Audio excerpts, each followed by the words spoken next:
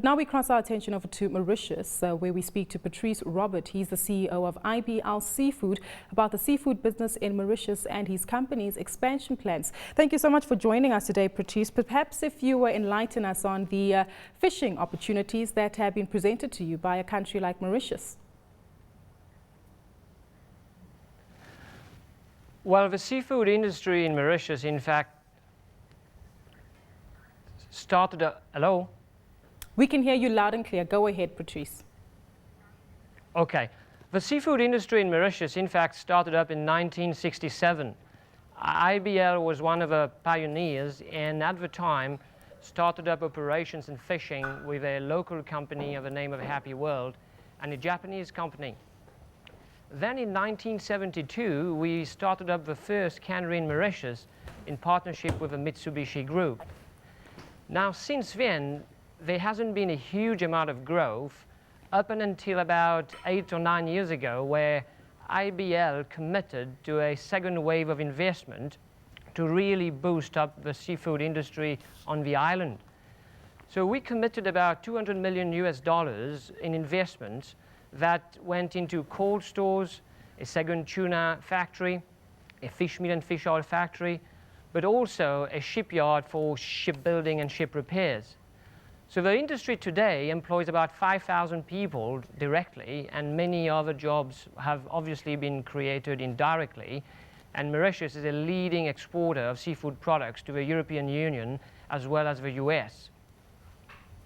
You run quite a diversified operation there, and you're also looking for opportunities on the rest of the continent.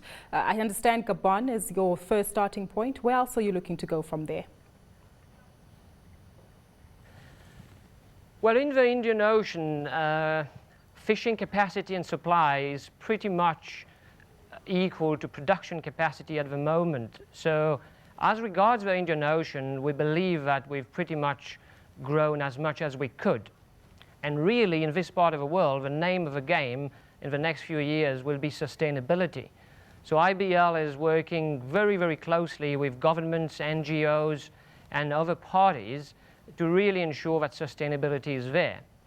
On the fish meal side of the business, we do see African, and we will be looking over the next few months for opportunities to collaborate or acquisitions to really enable IBL to grow, you know, from that, in that part of the world. Give us a clue of where you're looking at from a geographic perspective, Patrice. The east of the continent, the west, or maybe even sub-Saharan Africa? Yes, as regards Africa, we have basically entered into a public-private partnership agreement with the government of Gabon. So for IBL, this is really, at the moment, a leading investment and focus for our group. The government of Gabon has chosen us as the partner of choice to basically try and replicate the seafood model we've established in Mauritius in Gabon. So we are, as we speak, restarting a factory in Gabon, and very soon we will basically get into the shipbuilding and ship repair industry, as well as develop a fish meal and fish oil side of the business. So that is obviously a big focus at the moment, but saying so, we have other opportunities that we will definitely be keen to look at. You mentioned something so poignant, that you're looking at opportunities with governments of African states. Does this mean that you look very closely into the economic policies of these countries and maybe African countries that are business friendly?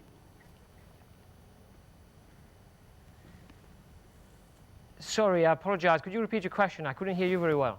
You mentioned that you're looking to work closely with governments. Does this mean that you look for countries that have a business-friendly environment from the state's perspective? Absolutely. However, in the fishing industry, we also have to basically look at resource, which is, you know, the most important aspect of the business. So we are looking at African countries that have a capacity to create a good environment, but we also need to make sure the resources there to be able to grow the industry in the country. Well, thank you so much. That was Patrice Robert. He's the CEO of IBL Seafood, a company based in Mauritius.